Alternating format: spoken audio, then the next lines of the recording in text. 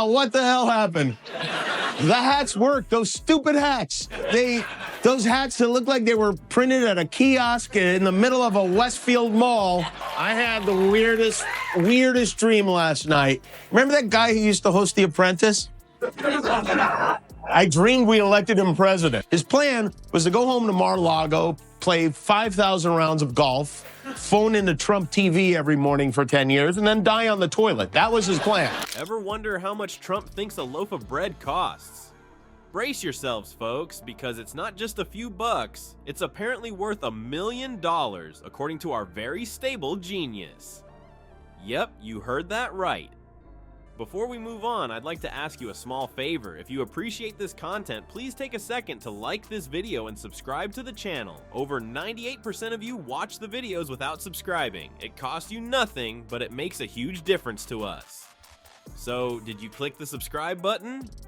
Great, thank you so much. Now back to the video. In this video, we're gonna take a wild ride through Trump's grocery store fantasy land. From golden toilets to diamond-encrusted ketchup bottles, we'll explore the wacky world where Trump thinks he has the best milk knowledge. Spoiler alert, it's gonna be huge. Picture this, our favorite orange turd, Donald Trump, waddling into a regular supermarket. He's probably thinking it's some fancy Trump-branded joint with gold-plated shopping carts and diamond-studded price tags. As he struts down the aisle, his hair defying gravity and common sense, he spots a loaf of bread. How much for this fancy gold-crusted bread? He asks, eyeing the ordinary wheat loaf like it's the holy grail of baked goods. The poor cashier looks more confused than a cat in a dog show. Trump, being the stable genius he is, insists the bread must cost at least $100. I had the weirdest dream last night. Remember that guy who used to host The Apprentice? I dreamed we elected him president. It was a big surprise. I think it was even a big surprise to Donald Trump. Did you see his victory speech? He didn't want this. He wanted to win.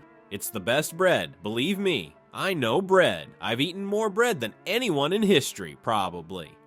But wait, folks, it gets better.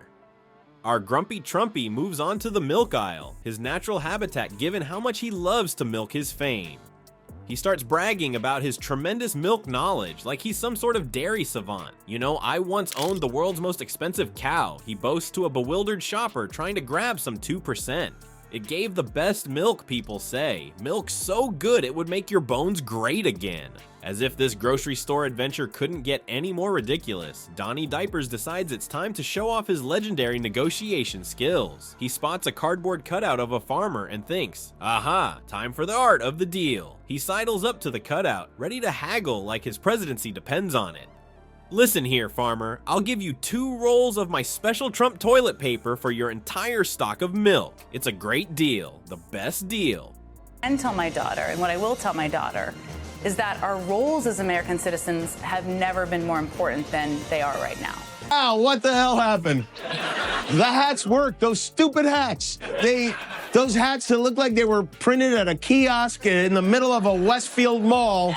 But oh no, the cardboard farmer doesn't budge. Trump's face turns a shade redder than usual, clashing horribly with his orange foundation. He can't understand why his art of the deal isn't working on this stoic, two-dimensional agriculturalist. Finally, in a moment of pure Trumpian brilliance, he reveals his deep understanding of grocery economics. A gallon of milk must cost $50 these days. He declares to anyone who'll listen, inflation is crazy, folks, but don't worry, I'll make milk cheap again. And there you have it, folks. Trump's wild ride through the grocery store, where bread is worth its weight in gold and milk flows like liquid diamonds. Is it any wonder why we can't stop talking about this guy? He's like a walking, talking comedy show. Except the joke's on us if we take him seriously.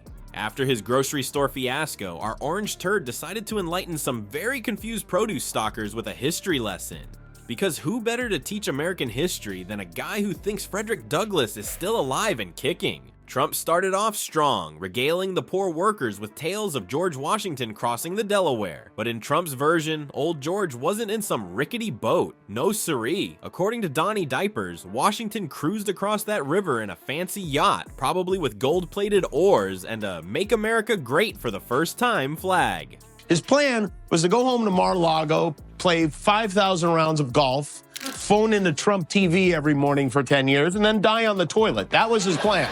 But as the evening went on and the results came in, almost every anchor looked like a child slowly realizing that no one was showing up to his birthday party. But wait, there's more. Our stable genius then dropped some knowledge about good old Ben Franklin. Forget about electricity and kites. Trump insisted that Franklin's real claim to fame was inventing the microwave. He was a great guy, Ben. Tremendous inventor. He made it possible for us to have hot hamburgers in minutes.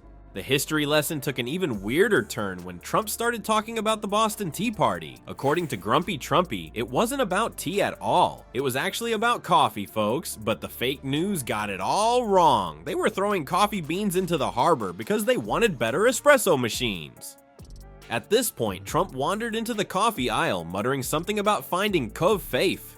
So Sioux City, let me ask you, how many people come from Sioux City?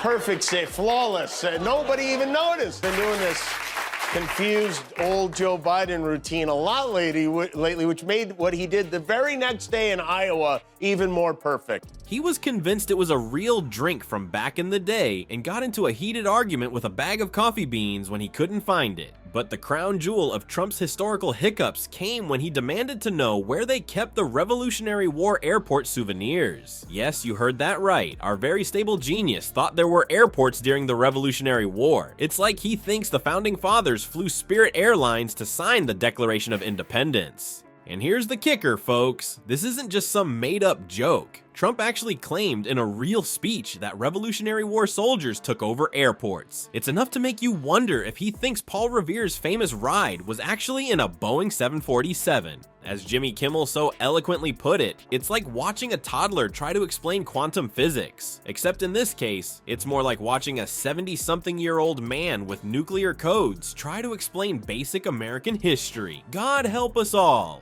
As our orange turd waddled out of the store, he was convinced he just solved America's grocery problems. Donnie Diapers probably thought he deserved a Nobel Prize in economics for his groundbreaking discovery that milk costs $50 a gallon. Talk about being out of touch. It's hard to decide what's scarier, Trump thinking milk costs as much as a tank of gas, or his belief that George Washington flew into battle on Air Force One. Maybe we should be grateful he didn't try to nuke the dairy aisle for being unfair to him. At this point, Trump's next bestseller might as well be The Art of the Grocery Deal: How to Bankrupt America One Shopping Trip at a Time. Can you imagine the chapter titles? Gaffe, the secret ingredient to success, or How to Negotiate with Cardboard Cutouts and Win Bigly.